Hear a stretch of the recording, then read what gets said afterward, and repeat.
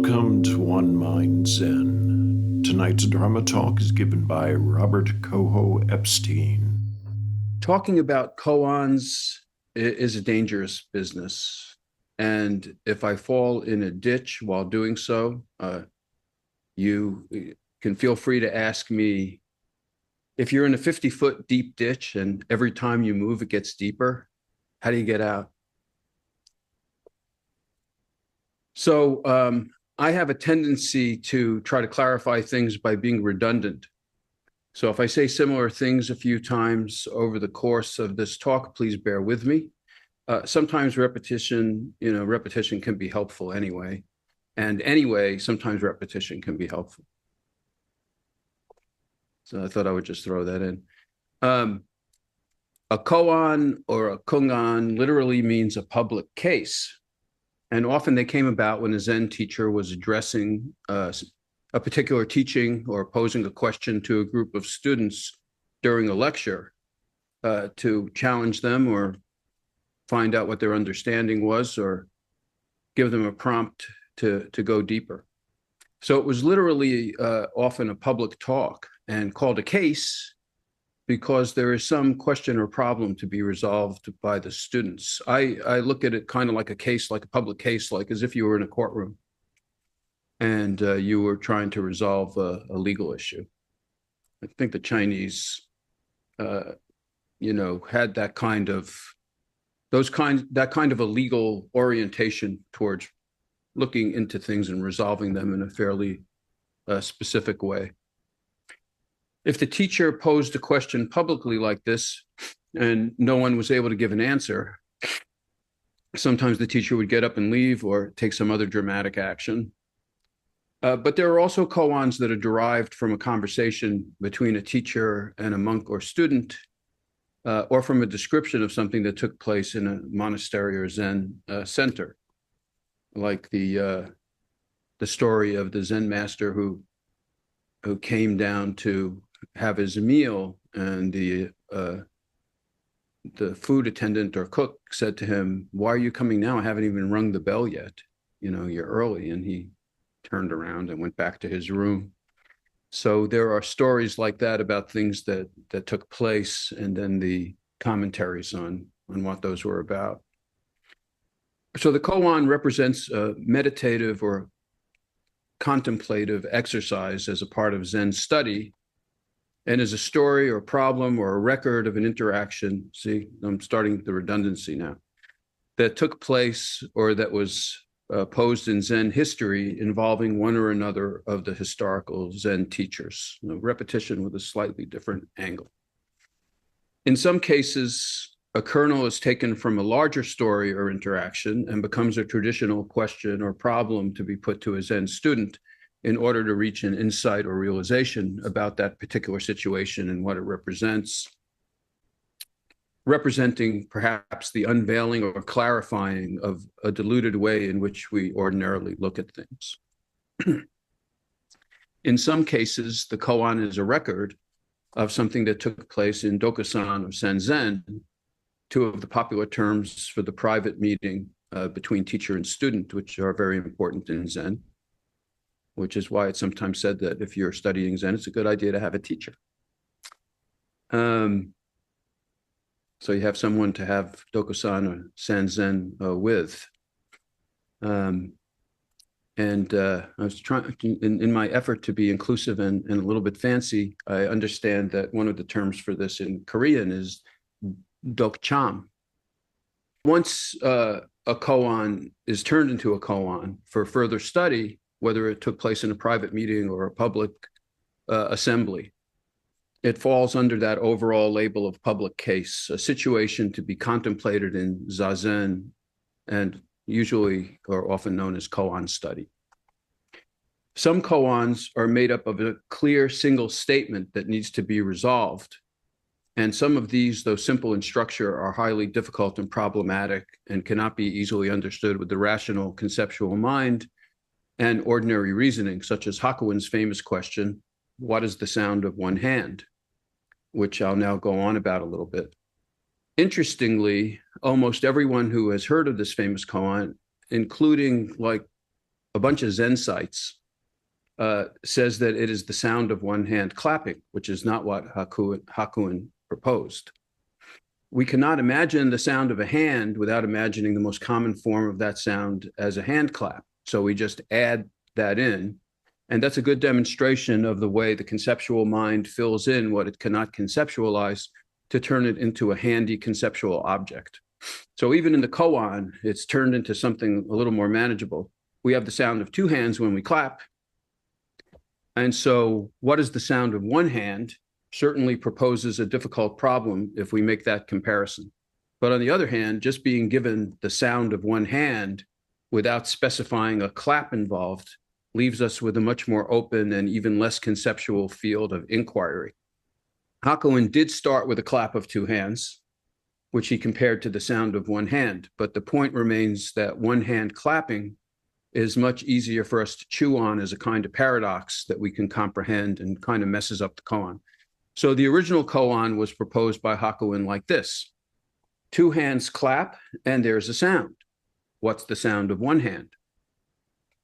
And the koan that is then contemplated is, what is the sound of one hand? So there are two hands clapping and the sound of one hand, but there's no sound of one hand clapping in the koan, which would have a slightly different meaning and would foreclose the question in a way by making it about another kind of clap or a non-clap or a paradoxical clap or an alternative to the clap. Two hands clap, it is a little bit of an alternative. Two hands clap, what does one hand do? If we say, what is one hand clapping? It's a strange and different question and not exactly the koan. But we fill it in conceptually because we can only imagine a hand making a sound when it claps. So that's just an example of a very famous koan that is reported a little bit inaccurately because of our conditioned thinking. If I were to make up a koan and say, 2 feet walk, what does 1 foot do? That would be a different question than asking 2 feet walk, how does 1 foot walk? And I appreciate the opportunity to say walk and good answer to say walk and demonstrate my Brooklyn accent while my Louisiana brother is demonstrating a way of answering the koan. So anyway, you get the point. So a koan like the sound of one hand, and I resist my own tendency to add clapping. Hakuin was a very tricky dude, is made up by a Zen master to break through the conceptual thinking of the student and reach a realization. So that's a kind of a constructed koan. It's actually put together by the teacher purposely. Doesn't represent, a real public case where something happened and then it was taken as something to be contemplated. Another one like this that is one of my favorites is, what was your original face before your parents were born? I like that one a lot. It's not that I don't like my face as it is, but, I think having a more mystical, less specific face can be a lot more fun. The idea of these problems that are posed are not necessarily to find a literal answer, if you could try to figure that one out with a literal answer, but to break through to something beyond the literal appearance of the question. So what was your original face before your parents were born? And what was the top item of your grocery list on January 24th, 1972? Any ideas? But there are also koans that are not posed as purposeful paradoxes or mind-busting situations, although they all challenge the conceptual mind. Here's another one, like taking your next step off of a 1,000-foot pole, or preaching the Dharma while hanging from a cliff by your teeth. Those are some of the old favorite paradoxical ones. Some of the less paradoxical or impossible seeming koan situations involve pithy Zen questions that refer to doctrine in a fresh way, or involve traditional questions and dialogues that teachers and advanced students would engage with, test each other with in Dharma combat, or plumb the depths multiple times in order to get at richer meanings or clearer understandings. And if you go into some of there's a great record of some of the longer koans in the Chinese history. And if you see some of these dialogues, a lot of times the questions and the dialogues around some of these questions repeat over and over again.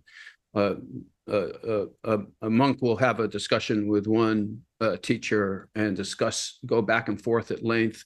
Then they'll take what the teacher said and bring it to another teacher, and they'll go back and forth. So there's a lot of dialogue behind the koans.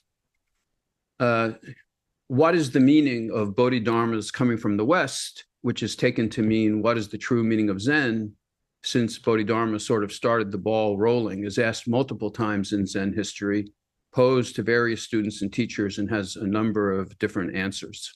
What is Buddha is another popular one. As in Zen, Buddha does not necessarily refer to the guy called the Buddha, but to an aspect of mind or the nature of wisdom, and it has a range of answers as well.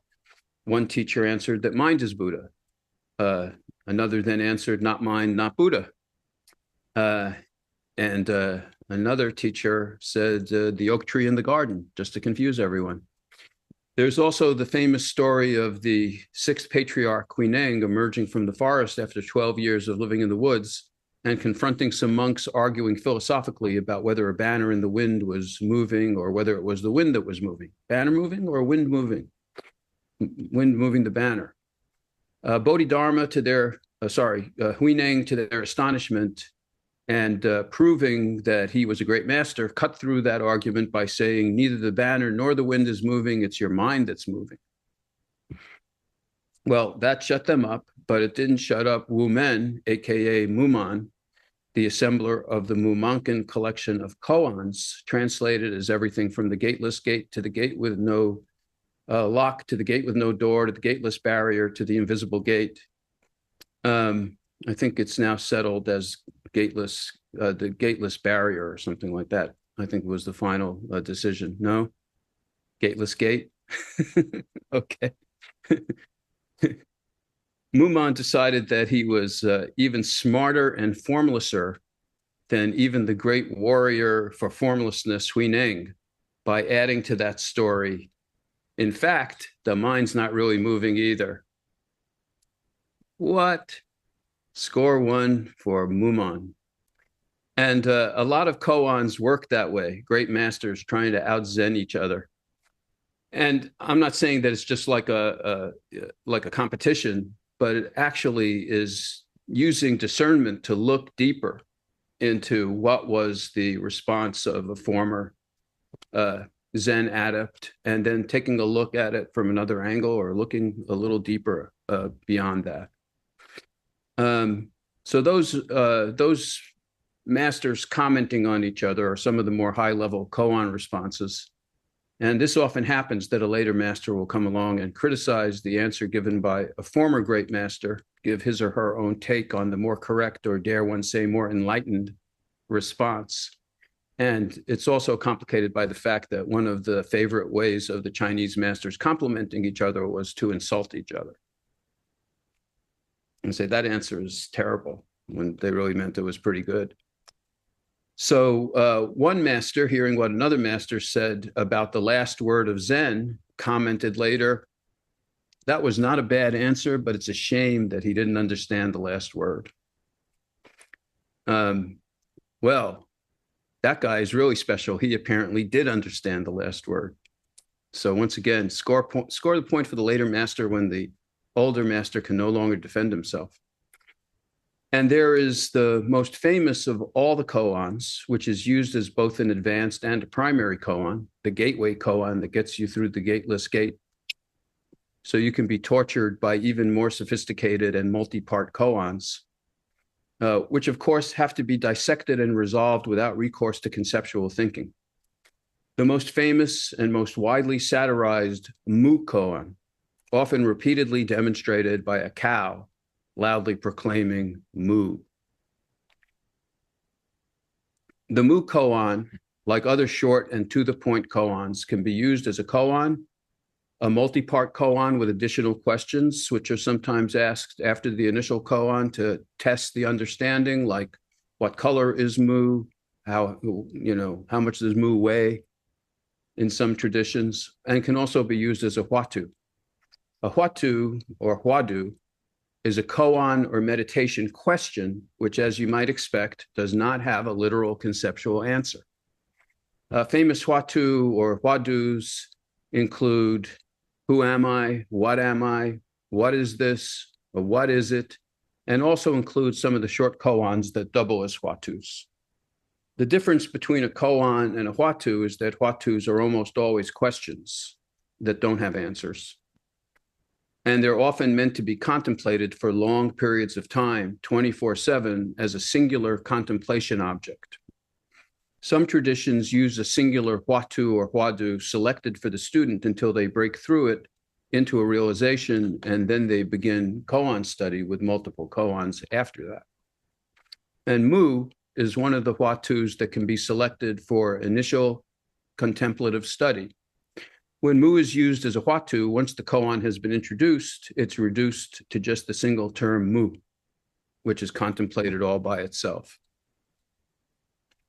The original koan can be told in a couple of different forms and used as a koan in a few different ways. And in fact, Joshu, who originated the koan in a dialogue with a student, was asked the koan question by a number of different monks and sometimes gave different or even contradictory answers. But the famous version of the koan goes in the following way, and this is the way it was presented to me in the white plum tradition, which mixes Soto and Rinzai practices. A monk once asked Joshu, has a dog Buddha nature? And Joshu answered, mu. And then this form of the koan asked the question, how would you answer if asked that question? And then later on, that question is followed up with another mu question, which presumably also came from the same Rinzai school in which Mayazumi was the successor. What is mu? And that's more of the one that a lot of folks traditionally work with. So, and I looked up the literal Chinese translation of this koan at one point because I was interested in how it was actually put, and I was interested in translations of mu, which I have a little more to say about. And the actual literal translation word for word is something like, does your little puppy also have Buddha nature? Which I like a lot better, to be honest. I think my little puppy does have Buddha nature. My little puppy happens to be a cat. So you have there two mu questions, neither of which is really approachable if you have no idea what the word mu means. It's not a nonsense word, but it comes from the Chinese word wu, which is the term of the original koan in Chinese, and Joshu was Chinese as well. His name was Jiaozhu. And wu is one of the most interesting terms in Chinese spiritual philosophy. And so, so often here in the English-speaking world, we translate mu as no. Does a dog have Buddha nature? Joshu said no. And that sets up a kind of paradox for the koan, like a lot of koans. Since according to Buddhist philosophy, every living being has Buddha nature, the potential to realize their true nature and become a Buddha, why on earth would Joshu say no, meaning a dog does not have Buddha nature? And that in itself would make for a worthwhile contradictory seeming koan to study. But to make matters more interesting, wu only means no in a certain context and can also mean not or nothing or nothingness.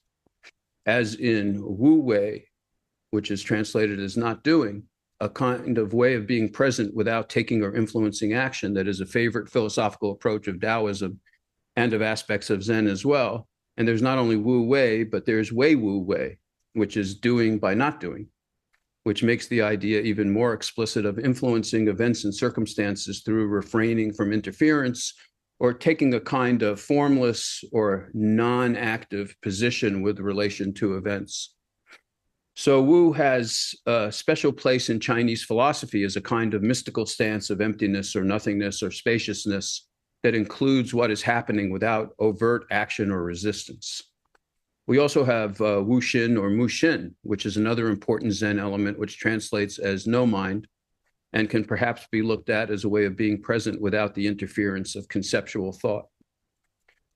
So the word Wu in Chinese or Mu in Japanese does an awful lot of work in the underbelly of Chinese thought and Zen practice. So when asked about Buddha nature, Zhaozhu or Zhou answered Wu, which may mean no, it doesn't, but at the same time opens the spaciousness of emptiness or nothingness or formlessness with which to take a more spacious look at the nature of Buddha mind. And from there comes that second question, what is Mu, which is also used as a major Watu. If Mu represents the open space of negation or nothing or formlessness or emptiness, shunyata, then what is Mu is like asking, what is Buddha nature? And you can see how that could be a pretty powerful koan or Watu. It could even be seen as asking, what is the emptiness or nothingness or formlessness that is Buddha nature? And asking, and that's getting quite a ways away from that little puppy, but that's the way it goes. And asking, what was your original face before your parents were born might be pointing in a similar direction. So this is one of those class of koans that's asking the essential ontological question, what is the essential nature of self and reality? But then just focusing on Mu and dwelling in the space of Mu becomes the koan study or the Watu. Anyway, koans are heavy, and it takes a very special word like Wu or Mu to contain the entire history and scope and contemplative depth and breadth of the entire Chinese tradition and Zen practice agenda in one word.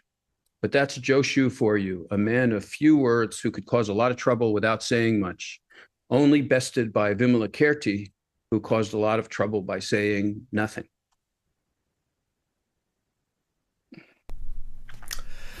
Thank you for your teaching. I have a couple of things. Meow. And I think Chomin sort of nailed it with the... Oh, yeah.